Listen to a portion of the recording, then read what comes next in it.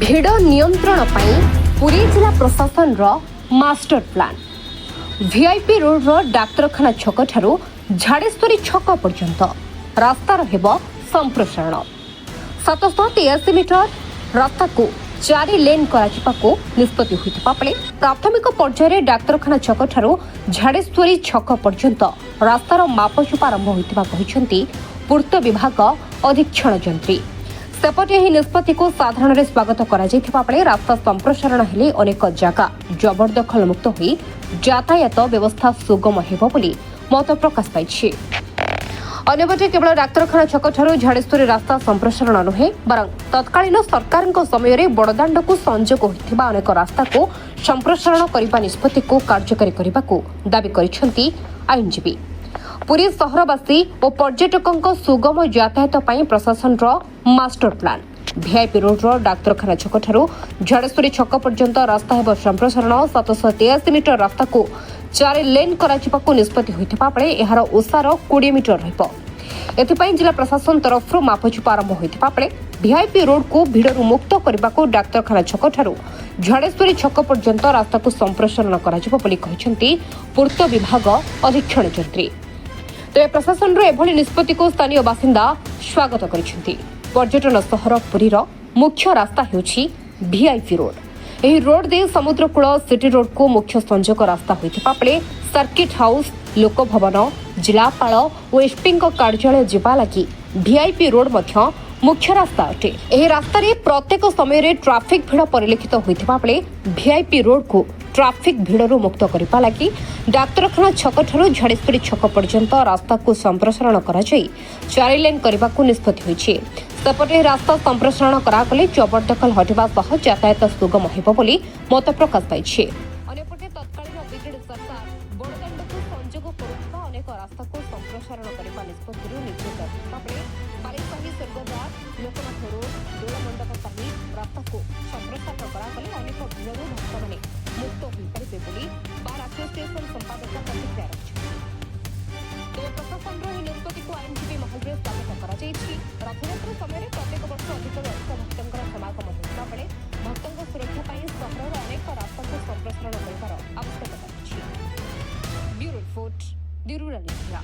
तो पुरी सहर पर डाक्तखाना छकरू जदि झाड़ेश्वरी पर्यटन 4 लेन हम से स्वागत योग्य कथा किंतु पुरी सहर रास्ता को देखिले जो लोके आस लक्ष लक्ष लोके से डिस्पर्स हे कौट मंदिर पाखु बड़दाण्डा बड़दाण्डार जो देखिए पूर्व सरकार समय बालीसाही रास्ता को संप्रसारण कराला लोकनाथ रोड संप्रसारण कराला एपट शनि मंदिर छक संप्रसारण कराला मर्चिगड़ थी मार्केट छक थी दोलमंडप साई थी यही रास्ता गुड़ी को जब चौड़ा कर दिए ताले आउ जो दला चकटार परिस्थिति सृष्टि हम ना लोक इमिडिएट डिस्पोजाल हो पूर्व पूर्व सरकार योजना होता कि से सरकार था योजनाटा को जदि करा न जाई पारा ए सरकार भी करूँ एवं देखिए आस्ते आस्ते लोक संख्या पूरी बढ़े एवं 15 लक्ष होती आसना 20 लक्ष लोक हे कि लोक संख्या बढ़ुला बेले जदि रास्ता को तुम चौड़ा न कर बड़दाण्डू जिते गुड़े रास्ता को लगी कनेक्टिंग रोड सबू से रोड गुड़ी को जब भांगिक चौड़ा न कर भावुँ आसना दिन में आपको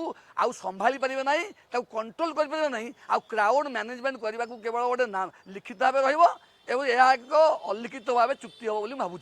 द्वितीय कथा हूँ यही जो रास्ता गुड़ कहली बालीसाही आगे कौन था जे मंदिर ठू स्वर्गद्वार देखा से रास्ता कहीं चौड़ा करूँ एप 56 छक बंद कहीं रास्ता चौड़ा करूँ बीजेडी सरकार समय प्लान था ये प्लानटा को सरकार 2 वर्ष आसिले ये कहीं करूना लास्ट रथरे कौन है लास्ट रथरे जदि रास्ता गुड़ी को तैयारी करा ये गली गुड़ा को चौड़ा करा ताले मुझे डिस्पोजाल होता एत अघटन घटना कि जो स्टाम्पेड भाया अवस्था सृष्टि न था तेणु ए रोड हो ए रोड केवल वीआईपी मान भावुँ सहायक हम कि सेगुड़िक साधारण लोक मान सहायक हम बड़दाण्ड को कनेक्टिंग कर समस्त गली गुड़ी को अंतपक्षे संप्रसारण करा चौड़ा करा नहीं देखु जो प्रकार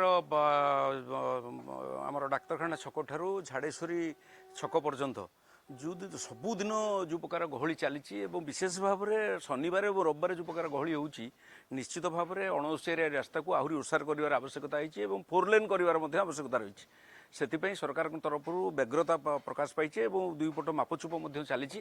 ଆମେ ଆଶା କରିବୁ ଏବଂ ସରକାରଙ୍କୁ ଅନୁରୋଧ ବି କରିବୁ ଯେ ଖୁବ୍ ଶୀଘ୍ର ୟାକୁ ଓସାର କରାଯାଉ ଏବଂ ଯେଉଁମାନଙ୍କର ଘର ଯାଉଛି ସେମାନଙ୍କୁ କମ୍ପନସେସନ୍ ଦିଆଯାଇ ଏବଂ ତାହା ଚଳାଚଳ ପାଇଁ ବ୍ୟବସ୍ଥା କରାଯାଉ। ନହେଲେ ଯେଉଁ ପ୍ରକାର ଭାବରେ ଭିଡ଼ ହେଉଛି ପୁରୀ ସହର ଦିନକୁ ଦିନ ଏବଂ ଯେଉଁମାନେ ଯାତ୍ରୀ ଆସୁଛନ୍ତି ଏବଂ ସେଇଠି ଏକ ମୁଖ୍ୟ ରାସ୍ତା ଯେଉଁଟା ଷ୍ଟେସନରୁ ଆସିକରି ବସ୍ଷ୍ଟାଣ୍ଡ ପର୍ଯ୍ୟନ୍ତ ଏବଂ ବଡ଼ଦାଣ୍ଡ ପର୍ଯ୍ୟନ୍ତ ଲାଗିଛି, ନିହାତି ତାହା ଫୋର୍ ଲେନ୍ ହେବାର ଆବଶ୍ୟକତା ରହିଛି। ଆମେ ଆଶା କରୁଛୁ ଖୁବ୍ ଶୀଘ୍ର ସରକାର ନିଶ୍ଚିତ ଭାବେ କରିବ। ତା ସହିତ ପୁରୀର ଅନେକ ଗଳିକନ୍ଦି ରହିଛି ଯେଉଁଟାକୁ ନିହାତି ଭାବରେ ତାକୁ ଫୋର୍ ଲେନ୍ କରିବାର ଆବଶ୍ୟକତା ରହିଛି, କାରଣ ଦିନକୁ ଦିନ ଯେଉଁ ପ୍ରକାର ପର୍ଯ୍ୟଟକ ବଢ଼ୁଛନ୍ତି ତାହା ଆମର ଆବଶ୍ୟକତାର ଏକ ଇଏ ହେଇଛି, ଦରକାର ହେଇଛି। ତେଣୁ ଆମେ ଆଶା କରୁଛୁ ଏହାକୁ ସରକାର ଦୃଷ୍ଟି ଦେବେ ଏବଂ ପୁରୀର ସମସ୍ତ ରାସ୍ତାକୁ ଏଇ ରାସ୍ତା ସହିତ ଅନ୍ୟ ରାସ୍ତାକୁ ମଧ୍ୟ ଯୋଡ଼ିବେ।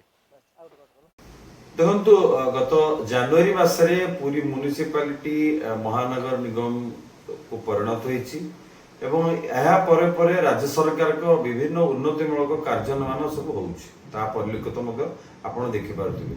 ବିଶେଷ କରି ଗତକାଲି ଯେଉଁ ନୋଟିଫିକେସନ ହେଇଛି ବା ରାଜ୍ୟ ସରକାରଙ୍କର ପୂର୍ତ୍ତ ବିଭାଗ ଦ୍ୱାରା ଯେଉଁ ଚିନ୍ତନ କରାଯାଇଛି ଯେ ପୁରୀ ମେଡିକାଲ ଛକ ଠାରୁ ଝାଡେଶ୍ୱରୀ ପର୍ଯ୍ୟନ୍ତ ରୋଡର ୱାଇଡନିଂ କରାଯିବ ବା ପ୍ରଶସ୍ତୀକରଣ କରାଯିବ।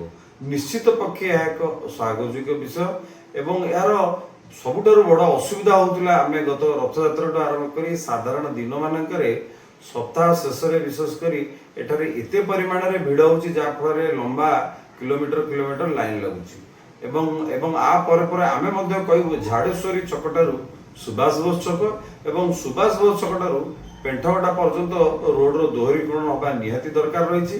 କାରଣ ଏ ଅଞ୍ଚଳରେ ଜଗନ୍ନାଥ ବିଜେ ମହାପ୍ରଭୁଙ୍କର ସମ୍ପତ୍ତି ରହିଛି, ପୁରୀ ମ୍ୟୁନିସିପାଲିଟିର ମଧ୍ୟ ସମ୍ପତ୍ତି ରହିଛି ଏବଂ ଏଠାର ପ୍ରାୟ 25 ରୁ 30 କୋଟି ବର୍ତ୍ତମାନ ଯେଉଁମାନେ ଲିଜ୍ ବାତିଲ ହେଇସାରିଛି ସେମାନେ ମଧ୍ୟ ସମ୍ପତ୍ତି ରହିଛି। ତେଣୁ ଆମେ ଆଶା କରିବୁ ଆସନ୍ତା ଦିନମାନଙ୍କରେ ଯେଉଁ ବର୍ତ୍ତମାନ ମେଡିକାଲ ଛକରୁ ଝାଡେଶ୍ୱରୀ ପର୍ଯ୍ୟନ୍ତ ଯେଉଁ ରୋଡର ଦୋହରୀକରଣ କଥା ଚିନ୍ତା କରାଯାଇଛି, ତାପରେ ପରେ ଝାଡେଶ୍ୱରୀ ଛକରୁ ବର୍ତ୍ତମାନ ଭିଆଇପି ରୋଡର ପ୍ରଶସ୍ତୀକରଣ ହେବା ନିହାତି ଜରୁରୀ। नहीं एबे प्राथमिक पर्यायर आमर जेहेतु सुभाष बोस छक टू हॉस्पिटल छक पर्यंत रास्ता झाड़ेश्वरी छक सुभाष बोस रु झाड़ेश्वरी आमर 4 लेन अच्छी आउ झाड़ेश्वरी छकरू किछि पोर्शन चौड़ा अच्छी तापरे दर्जी पोखरी रु मेडिकल छक पूरा नैरो हो जाउछि जहाँफल कि आमर ट्रैफिक समस्या रोची सब छुट्टी दिन मानक ताकू आमे सेटाको अवॉइड करने एबे आमे प्रपोजल देइछु मेडिकल छकरू दर्जी पोखरी छक पर्यंत जोटा नैरो अच्छी तार एबे 20 मीटर चौड़ा आमर जमी 4 लेन स्टैंडर्ड रे करूँ से केते जमी जाउची केते स्ट्रक्चर भंगा होची तार प्रारंभिक आकलन करा जाउची सेटा आमे प्रस्तुत करी गवर्नमेंट को पठेला परे जहाँ डिसीजन आसीबो ता उपरे आमे पुनः पदक्षेप नब। हाँ तहसीलदार सहयोग में मापचुप एबे आरंभ होईची। हाँ ग्रीवेंस नहीं जाए एबे तो जस्ट आमे प्रारंभिक मापचुप करूचु सेटा आसिला परे जेतेबेले गवर्नमेंट रो अप्रूवल आसीबो तापरे नोटिफाई होला परे लोकंकर जहाँ ग्रीवेंस थिबो ताकू आमे एड्रेस करू। आज्ञा पुरी सहर जो डिकंजेशन आम प्लान बनाऊँ सेटार यहाँ गोटे पार्ट जो कंजेशन जो जगह होती आम केमती इराडिकेट करूँ से प्लान रे यहाँ प्रथम आमर करूँ।